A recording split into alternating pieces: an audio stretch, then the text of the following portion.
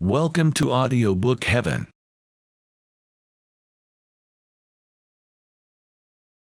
Book 12.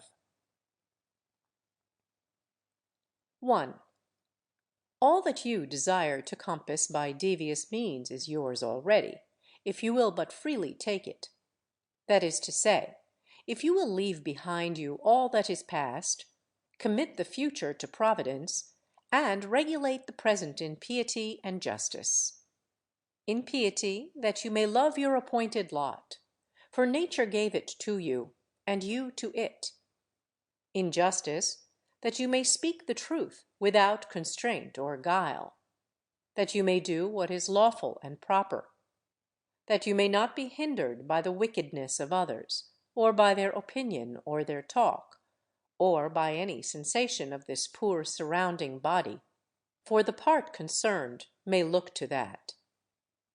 If then, now that you are near your exit, setting behind you all other things, you will hold alone in reverence your ruling part, the spirit divine within you.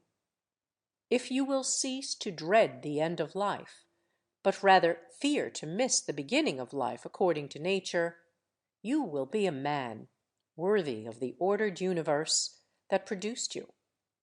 You will cease to be a stranger in your own country, gaping in wonder at every daily happening, caught up by this trifle or by that.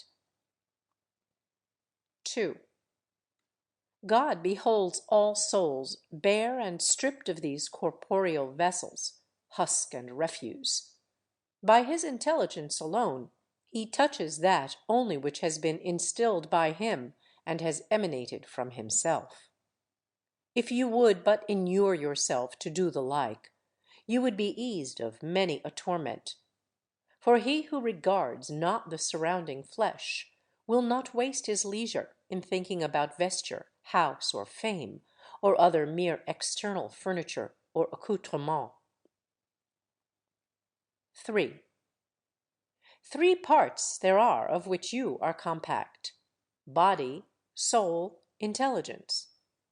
Of these, the two first are yours in so far as they must have your care. The third only is properly your own. And if you will cast away from yourself, that is, from your mind, all that others do or say, all that you yourself have done or said, all your fears for the future, all the uncontrollable accompaniments of the body that envelops you and of its congenital soul, and all that is whirled in the besieging vortex that races without, so that your intellectual power, made pure and set above the accidents of fate, may live its own life in freedom, just, resigned, veracious. If, I repeat, you cast out from your soul all comes of excessive attachment either to the past or to the future, then you will become, in the words of Empedocles, a faultless sphere, rejoiced in endless rest. You will study to live the only life there is to live, to wit, the present, and you will be able, till death shall come, to spend what remains of life in noble tranquility, at peace with the spirit within. 4. I have wondered often how it comes that, while every man loves himself beyond all others, yet he holds his own opinion of himself in less esteem than the opinion of others. Yet, if a god or some wise teacher came and ordered a man to conceive and design nothing which he would not utter the moment it occurred to him, he would not abide the ordeal for a single day. Thus, we stand in greater awe of our neighbor's opinion of us than we do of our own. 5. How can it be that the gods, who have ordered all things well for man's advantage, overlooked one thing only, to wit, that some of the best of mankind, who have held the closest relations with things divine, and by pious works and holy ministry become intimate with the divinity, once dead, should arise no more, but be altogether extinguished? If this be truly so, be well assured that, If it ought to have been otherwise, they would have made it otherwise. Had it been right, it would have been practicable, and had it been according to nature, nature would have effected it. From its not being so, if it really be not so, be persuaded that it ought not to have been. You see that in debating this matter you are pleading a point of justice with the gods. Now, we would not thus plead with the gods were they not perfectly good and just. And if they are so, they have left nothing unjustly and unreasonably neglected in their administration. 6. Essay even tasks that you despair of executing. The left hand, which in other things is of little value for want of use, yet holds the bridle more firmly than the right, for in this it has practice. 7. Consider how death ought to find you, both as to body and as to soul. Think of the shortness of life, of the eternities before and after, and of the infirmity of all material things. 8. Contemplate the fundamental causes stripped of disguises. Think what pain is, what pleasure is, what death, and what fame. Consider how many are themselves the causes of all the disquiet that they suffer, how no man may be hindered by another, how all is matter of opinion. 9. In the use of principles, we should be like the pugilist rather than the swordsman. For when the latter drops the sword which he uses, he is undone. But the former has his hand always by him, and needs but to wield it. 10. Consider well the nature of things, distinguishing between matter, cause, and purpose. 11. What a glorious power is given to man, never to do any action of which God will not approve, and to welcome whatever God appoints for him. 12. As to what happens in the course of nature, the gods are not to be blamed. They never do wrong, willingly or unwillingly. Neither are men to be blamed, for they do no wrong willingly. There is therefore none to blame. 13. How ridiculous and how like a foreigner is he who is surprised at anything which happens in life! 14. There is either a fatal necessity, an unalterable order, or a placable providence, or a blind confusion without a governor. If there be an unalterable necessity, why strive against it? If there be a providence admitting of propitiation, make yourself worthy of the divine aid. If there be an ungoverned confusion, be comforted, seeing that in this tempest you have within yourself a guiding intelligence. And if the wave should carry you away, let it carry away the carcass and the animal life, for the intellectual part of you it will not carry away. 15. If the light of a lamp shine, and lose not its radiance until it be extinguished, shall truth, justice, and temperance be extinguished in you before your own extinction? 16. When you have the impression that a man has sinned, say to yourself, how do I know that this is sin? And if he has sinned, consider that he stands self-condemned, and thus, as it were, has torn his own face. He that would wish the wicked not to sin is like one who would have the fig tree not have juice in its figs, would have infants not cry, horses not neigh, and other inevitable things not happen. What shall the wicked man do, having a wicked disposition? If you are so keen, cure it. 17. If a thing be not becoming, do it not. If not true, say it not. 18.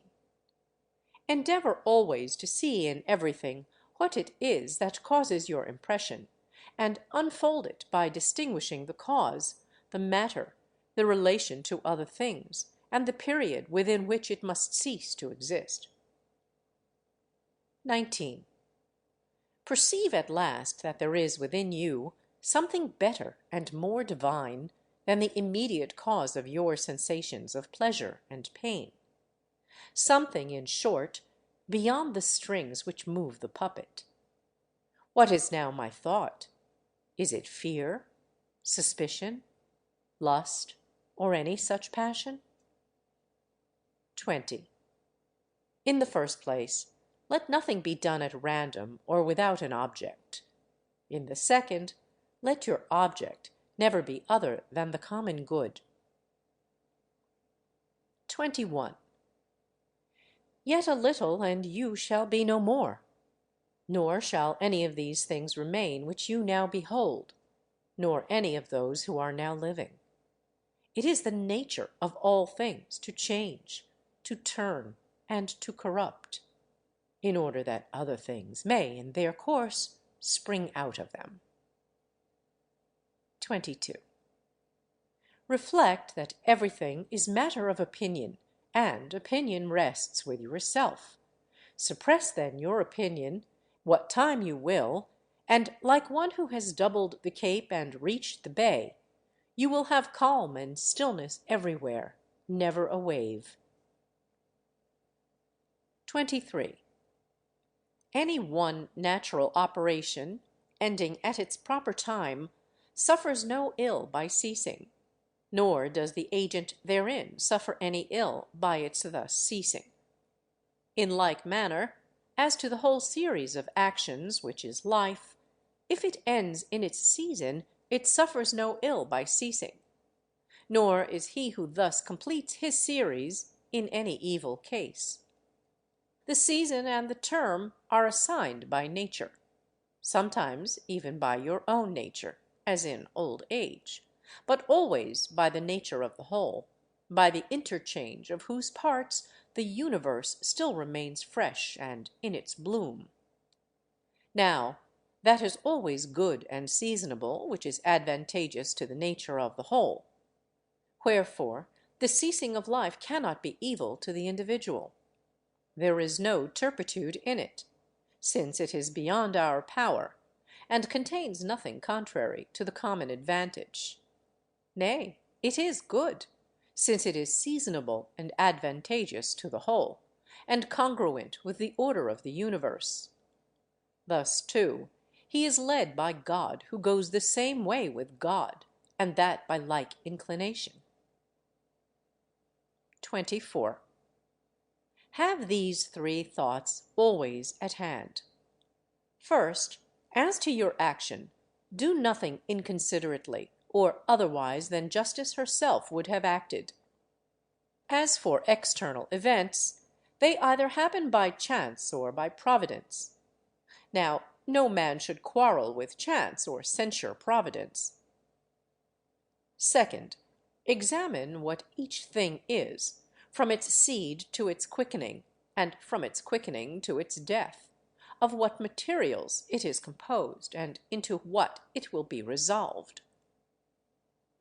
Third, reflect that could you be raised on high, and from thence behold all human affairs, you would discern their great variety, conscious at the same time of the crowds of serial and ethereal inhabitants around us. But were you so raised ever so often, you would always see the same things, all uniform and of brief duration. Can we set our pride on such matters? 25. Cast away opinion, and you are saved. Who then hinders you from casting it away? 26. When you fret at anything, you have forgotten that all happens in accordance with the nature of the universe, and that the wrong done was another's. This, too, that whatever happens has happened, and will happen, and is now happening everywhere. You have also forgotten how great is the bond between any man and all the human race, a bond not of blood and seed, but of common intelligence. You have forgotten that the intelligence of every man is divine and an efflux from God. Also, that no man is proprietor of anything. His children, his body, his very life are given of God. You have forgotten, too, that everything is matter of opinion, and that it is the present moment only that one can live or lose. 27. Bring to frequent recollection those who have grieved about anything overmuch, those who have been preeminent in the extreme of glory or misfortune, in feuds or other circumstances of fate. Then stop and ask, where are they all now? Smoke and ashes, and an old tale, or perhaps not even a tale. Pass them all in review. Fabius Catulinus in the country, Lucius Lupus in his gardens, Stertinius at Baiae, Tiberius at Capreae, Velius Rufus, and, in fine, all eminence attended with the high regard of men. How cheap is all that is so eagerly pursued! And how much better does it become a philosopher to show himself, in the part of the material world allotted to him, just, temperate, and obedient to the gods, and this with simplicity, for most intolerable of all is the pride of false humility. 28. To those who ask, where have you seen the gods, and how assured yourself of their existence, that you worship them, make this reply. First, they are visible, even to the eye. Again, my own soul I cannot see, and yet I reverence it. Thus, too, as regards the gods, I continually feel their power, and so I know that they exist, and I worship them. 29. The safety of life is to see the whole nature of everything, and to discern the matter and the form of its constitution. Also, to do justice with all your heart, and to speak the truth. What remains but to enjoy life, adding one good to another, so as not to lose the smallest interval? 30. There is but one light of the sun, although it be scattered upon walls and hills and a myriad other objects. There is but one common substance, although it be divided among 10,000 bodies having as many different qualities. There is but one soul, though it be distributed among countless different natures and individual forms. There is but one intelligent spirit, though it may seem to be divided. The other parts of these individuals of which we have spoken, such as breath and matter, are void of perception and of mutual affection. Yet even they are held together by the intelligent spirit, and gravitate together. But intelligence has a special tendency to its kind, and unites therewith, and the community of feeling is not broken. 31. What do you desire? To live on? Or is it to feel or to desire? To grow and to decay again? To speak or think? Which of all these seems worthy to be desired? And if each and all of them is despicable, proceed to the last that remains, to follow reason and God. Now, it is repugnant to reverence for reason and for God, to grieve at the loss by death of these other despicable things. 32. How small a part of the boundless immensity of the ages is allotted to each of us, and presently that will vanish in eternity! How little is ours of the universal substance! How little of the universal spirit! On what a little clod of the whole earth do we creep! Considering all this, reckon nothing great except to act as your nature leads you, and to endure what universal nature brings to pass. 33. How is it with your ruling part? On this all depends. All other things, within or without our control, are but corpses, dust, and smoke. 34. This, most of all, must rouse you to despise death, that even those who held pleasure to be good and pain to be evil, nevertheless despised it. 35. To him who holds that alone to be good which comes in proper season, who cares not whether he has acted oftener or less often according to right reason, to whom it makes no difference whether he behold the universe for a longer time or a shorter, for this man death also has no terror. 36. You have lived, O man, as a citizen of this great city. Of what consequence to you whether for 5 years or for 3? What comes by law is fair to all. Where, then, is the calamity, if you are sent out of the city by no tyrant or unjust judge, but nature herself, who at first introduced you, just as the praetor who engaged the actor again dismisses him from the stage? But, say you, I have not spoken my 5 acts, but only 3. True, but in life 3 acts make up the play. For he sets the end who was responsible for its composition at the first, and for its present dissolution. You are responsible for neither. Depart then graciously, for he who dismisses you is gracious. End of Book 12. End of The Meditations of the Emperor Marcus Aurelius Antoninus, by Marcus Aurelius, translated by George Crystal, 1888 to 1944.